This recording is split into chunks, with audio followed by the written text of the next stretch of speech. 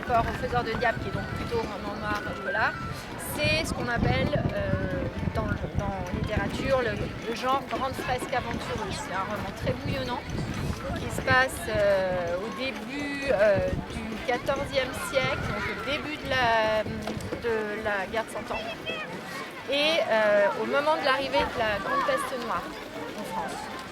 Et mes deux personnages, dont Maëve, qui est mon héroïne, vont être pris évidemment dans tous les tourments de cette, notamment le spectacle équestre de la compagnie Hurlant, spectacle à cheval, a lieu sur la grande et l'Insoumise, c'est un roman qui bouge beaucoup. C'est vraiment, je disais, le voyage avec un grand V, parce qu'on a le voyage dans l'espace, dans le temps.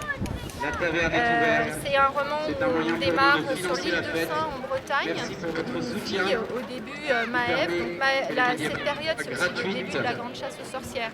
Et Maëve est une femme de caractère, une jeune femme de caractère, qui veut devenir celle qu'elle a envie d'être. Pour financer la fête. C'est difficile encore à cette époque, notamment pour les femmes du peuple.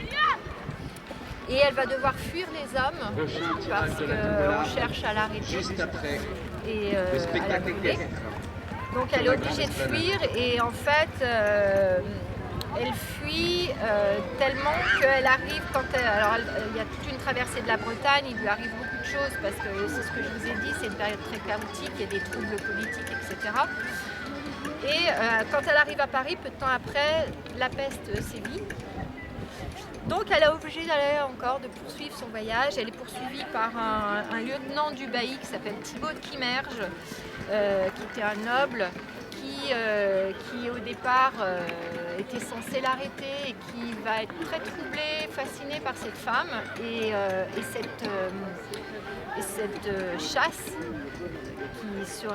qu'on lui a demandé de faire, quelque part, elle va devenir sienne, la sienne propre, et il va tout abandonner pour elle, pour essayer de la retrouver. Donc il lui arrive à lui aussi beaucoup de choses. Et Maëve, après, comme la peste sévit à Paris, elle va pousser plus loin par le biais de la Seine, elle va arriver à Rouen, et c'est là qu'elle va décider de traverser l'océan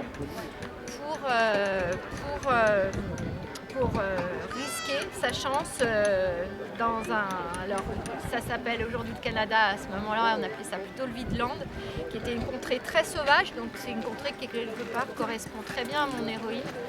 Et toute la dernière partie du livre se passe là-bas, donc parce que bien sûr il continue à lui arriver beaucoup de choses sur place. Mais voilà, donc l'Insoumise, c'est le roman d'aventure pur jus en fait. Et le Faiseur de Diable, il y a une dimension plus... alors il y a la dimension polar, mais il y a aussi une dimension plus spirituelle, plus philosophique, parce que c'est Jérôme Bosch, c'est le début de l'humanisme, un début de la Renaissance et de l'humanisme. Et évidemment, il a une peinture très hermétique, mais très symbolique aussi.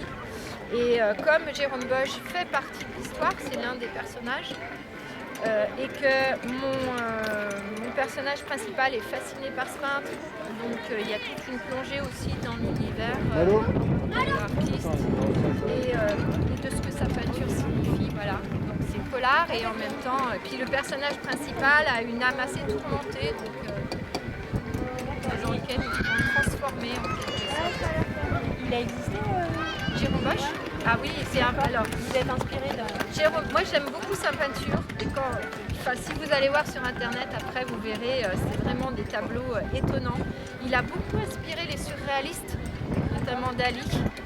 Ok. Et voilà, il a une peinture vraiment unique et à part. En fait, ces tableaux, si on les regarde, il était miniaturiste aussi. Donc ces tableaux sont construits comme... il y a plein de petits détails, ça fourmille. Et chaque détail a du sens, veut dire quelque chose. Donc c'est une peinture qui est vraiment intéressante à découvrir. Et là, on le fait par le biais d'une histoire noire, assez noire.